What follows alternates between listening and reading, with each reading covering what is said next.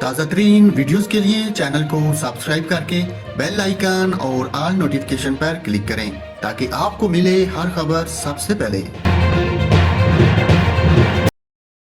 اور ناظرین، یہاں پر آپ کو کراچی کے موسم کی تازہ ترین صورتحال سے آگاہ کرتا ہوں۔ کراچی میں آج سے طوفانی ہواؤں کا سلسلہ دوبارہ شروع ہونے کا امکان ہے۔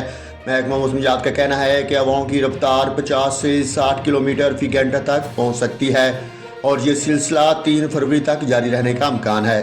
محکمہ موسمیات کے مطابق تیز ہواؤں کی وجہ سے سمندر میں طغیانی بھی ہو سکتی ہے، ماہی گیر محتاط رہے۔ دوسری جانب گوادر ضلع انتظامیہ نے ماہی گیروں کو جمعے تک گہرے سمندر میں نہ جانے کی ہدایت بھی کی ہے۔ سپریم کورٹ کے احکامات کے باوجود شہر میں کئی مقامات پر تاحال بل بورڈز موجود ہیں۔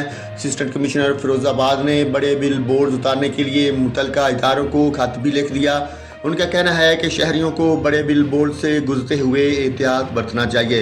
ادھر خیبر پختونخوا، اسلام آباد، بلائی اور وسطی پنجاب، کشمیر اور گلگت بلتستان میں تیز ہواؤں اور گرج چمک کے ساتھ بارش اور پہاڑوں پر برف باری کی بھی توقع ہے۔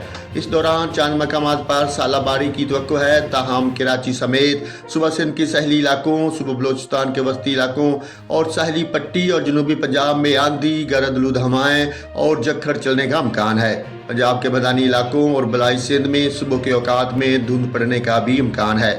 اسلام آباد میں مطلع ابر عروج رہنے کے علاوہ کہیں ہلکی بارش کی بھی توقع کی جا سکتی ہے۔